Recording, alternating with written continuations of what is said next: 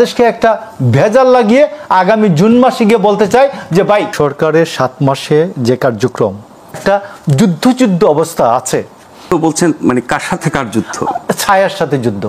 2 দিনের রিপোর্টও দেখেন ইন্ডিয়া বাংলাদেশে কয়জন মানুষকে আশ্রয় দিয়েছে।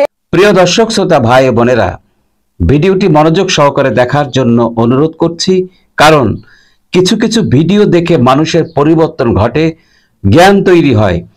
তাই যে কোনো বিষয় হোক, বর্তমান বাংলাদেশের যে পরিস্থিতি তৈরি হয়েছে, সাধারণ মানুষের মধ্যে অস্থিরতা, আতঙ্ক এবং অনিশ্চয়তার মধ্য দিয়ে সাধারণ মানুষ তাদের জীবন কোনো রকম ভাবে পার করছে।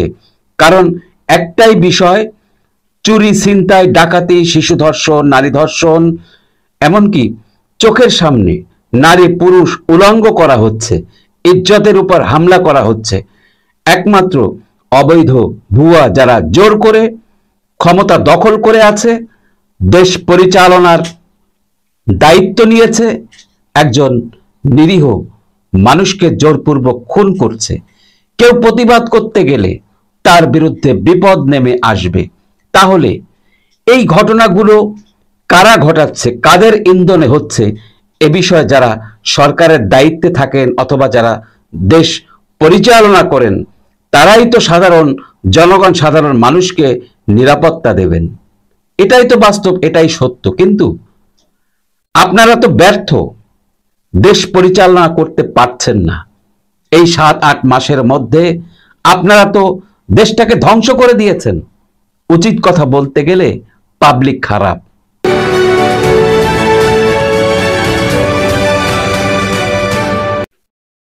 বিসমিল্লাহির রহমানির রহিম। আসসালামু আলাইকুম। প্রিয় দর্শক শ্রোতা ভাই বোনেরা, আপনারা যে যেখান থেকে আমার এই ভিডিওটি দেখছেন, সবাইকে আমার আন্তরিক শ্রদ্ধা এবং ভালোবাসা রইল। অন্যান্য জাতি ধর্মের ভাই বোনদেরকে আমার আদাব, নমস্কার জানাই। প্রিয় দর্শক শ্রোতা ভাই বোনেরা, হয়তোবা অনেকেই অনেক রকম মজার টক শো আপনারা দেখে থাকেন, কিন্তু এখন আমি আপনাদেরকে একটা টক শো দেখাবো। ওনাদের আলোচনা, ব্যাখ্যা, বিশ্লেষণ আপনারা মনোযোগ সহকারে দেখুন, তাহলে কিছুটা হলেও জ্ঞান নিতে পারবেন। আসল নাকি নকল চরিত্রের পার্থক্যটা আপনারা খুব সহজে বুঝতে পারবেন। তাহলে চলুন ভিডিওটা আপনাদেরকে অংশ বিশেষ টেনে দেখাই। তো সেই কারণে আমি আপনি বলছি যে আজকে এই সরকার সমস্ত কিছুকে একটা যুদ্ধ অবস্থা আছে, এটার মধ্যে দিয়ে মোকাবেলা করতে চাই, এ পার হয়ে যেতে চাই। যুদ্ধ বলছেন মানে কার সাথে কার যুদ্ধ? ছায়ার সাথে যুদ্ধ। কেউ আমি আপনাকে বলছি যে আমি কেন বলবো ইন্ডিয়াকে আমি প্রতিরোধ করবো, ইন্ডিয়া আমাকে আক্রমণ করবে। প্রিয় দর্শক, টকশোর ভাইটি যখন বললেন আমি কেন ইন্ডিয়ার সঙ্গে গায়ে পড়ে যুদ্ধ করতে কেন যাব, ইন্ডিয়া তো আমার সঙ্গে যুদ্ধ করতে চাচ্ছে না, কিন্তু আমরা কেন ইন্ডিয়ার সঙ্গে যুদ্ধ লাগতে যাব? এবার পাশের মেয়েটি কি বলে শুনুন। ইন্ডিয়া আমার দেশের শত্রুকে আশ্রয় দিয়েছে, আমার দেশের শত্রুকে প্রতিরোধ করব। আজকে আপনি যদি 2 দিনের রিপোর্টও দেখেন, ইন্ডিয়া বাংলাদেশে কয়জন মানুষকে আশ্রয় দিয়েছে। যে মেয়েটি কি বলল? ইন্ডিয়া ওর দেশের শত্রুকে আশ্রয় দিয়েছে। ওই মেয়েটির কাছে আমার প্রশ্ন হলো, তুই যখন গর্ব করে বললি আমার দেশের শত্রু ইন্ডিয়ায় আশ্রয় নিয়েছে, তুই যে এত বড় করে কথা বলিস, তোর দেশ তুই কিভাবে পাইলি? সেই ইতিহাস সম্পর্কে তোর জানা আছে? তুই যে এখন টকশোতে বড় গলায় কথা বলার সুযোগ পেয়েছিস, কার অবদান ছিল? জাতির জনক বঙ্গবন্ধু শেখ মুজিবুর রহমানের অবদান।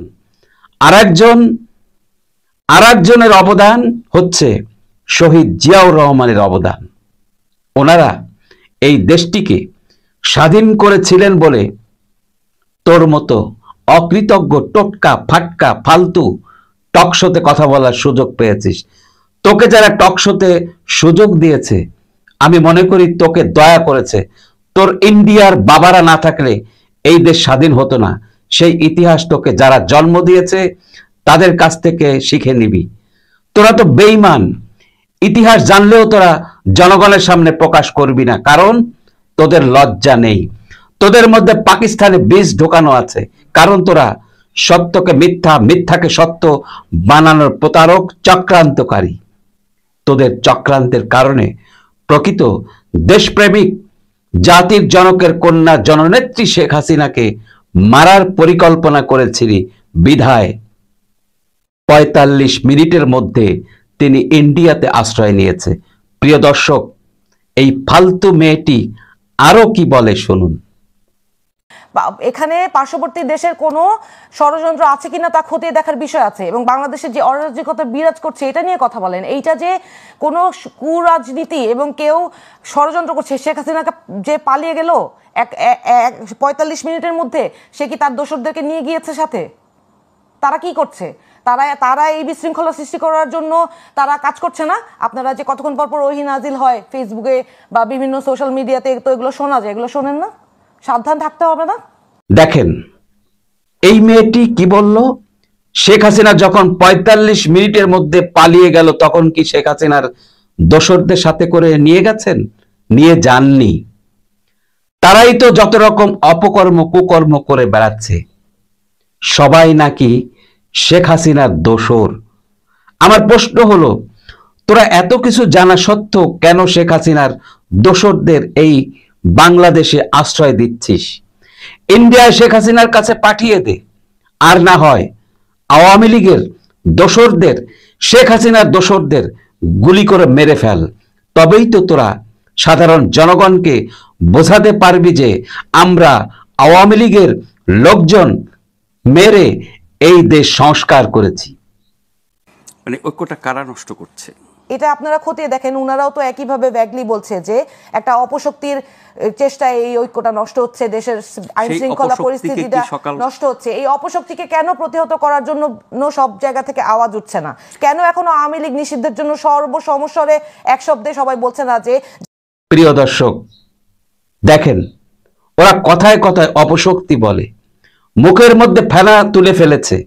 ওদের কিছু ডায়লগ, খুনি হাসিনা, খুনি ফ্যাসিস্ট, হাসিনার দোসর, এই কয়েকটি ডায়লগ এর মধ্য দিয়ে ওরা খুব মার্কেট পেয়েছে, এবং এটা প্রোপাগান্ডার সবচাইতে বিশেষ কিছু ডায়লগ যা শুনিয়ে সাধারণ মানুষকে ঘায়েল করা সম্ভব। এই স্বাধীনতা বিরোধী জঙ্গিদের পক্ষে সামরিক সমর্থন ছিল, এবং লক্ষ লক্ষ লোক ওরা টাকার বিনিময়ে তাদেরকে ভাড়া করে জঙ্গি প্রশিক্ষণ দিয়ে বিভিন্ন জঙ্গি গোষ্ঠী ভাড়া করে বাংলাদেশের সকল থানা ভাঙচুর করে আগুন দিয়ে পুড়িয়ে থানার সব ধরনের অস্ত্র ছিনতাই করে জঙ্গি সন্ত্রাসীরা শেখ হাসিনাকে পতন ঘটিয়েছে নামে মাত্র ছাত্র আন্দোলন। সাধারণ জনগণ এখন বুঝতে পেরেছে সমন্বয়ক নামের জঙ্গিরা এখন সাধারণ জনগণের হাতে পিটানি খাচ্ছে। প্রিয় দর্শক, আপনার মতামত জানান, চ্যানেলটি সাবস্ক্রাইব করুন, লাইক কমেন্ট শেয়ার করে আমার পাশে থাকার অনুরোধ জানিয়ে বিদায় নিচ্ছি। সবাই সুস্থ থাকবেন, ভালো থাকবেন। আল্লাহ হাফেজ। আসসালামু আলাইকুম।